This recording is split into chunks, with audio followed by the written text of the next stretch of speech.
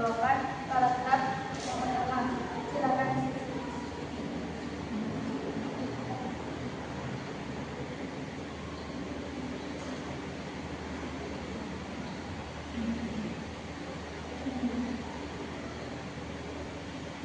Pada pengembangan ide pokok dalam artikel Muhammad Ridho yaitu bahasa gaul. Pengembangan paragraf 1, penjelasannya yaitu pendahuluan penelitian ini menganalisis pengaruh bahasa gaul di kalangan mahasiswa terhadap bahasa Indonesia di zaman sekarang ini. Tujuannya untuk mengetahui penggunaan kosakata bahasa gaul, perkembangan bahasa tersebut serta dampaknya pada bahasa Indonesia.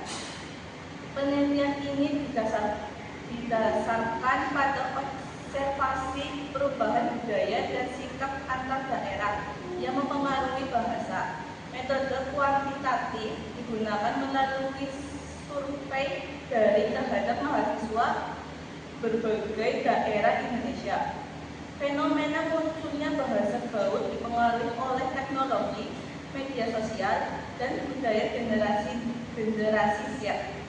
Namun, mengancam pengaruh bahasa Indonesia yang baku, menimbulkan ketidakbakuan, serta dapat menimbulkan kesalahpahaman dalam komunikasi. Penamanan kecintaan pada bahasa Indonesia serta kampanye di media sosial diharapkan dapat menjaga bahasa Indonesia sebagai identitas bangsa.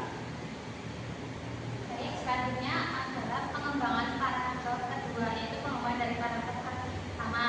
Isi dari ringkasan penelitian melibatkan 96 mahasiswa untuk memahami dampak bahasa gaul mulai dari kosakata hingga dampak positif dan negatif. Bahasa gaul memudahkan komunikasi informal, tapi jika berlebihan mengancam keberadaan bahasa Indonesia yang baik dan benar. Meskipun demikian, mahasiswa masih mampu berbahasa Indonesia dengan baik dalam situasi formal. Solusi yang diajukan adalah menanamkan kecintaan bahasa Indonesia sejak dini serta penggunaan yang tepat dan kampanye pelestarian di masyarakat dan media sosial.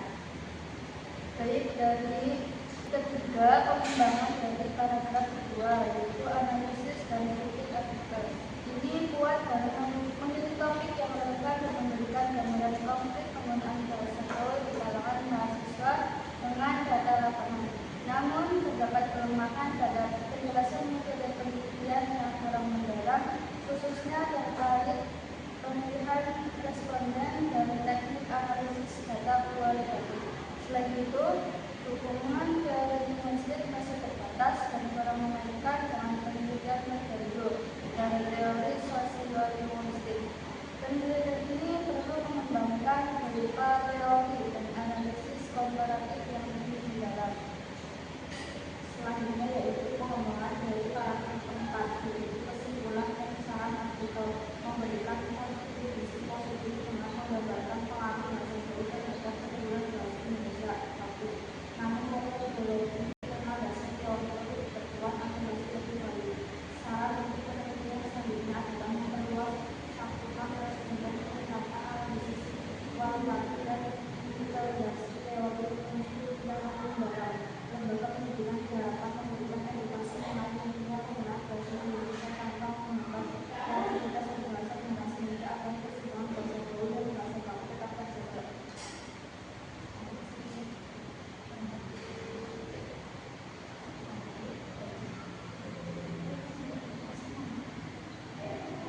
Cukup sekian dari kelompok 12 atas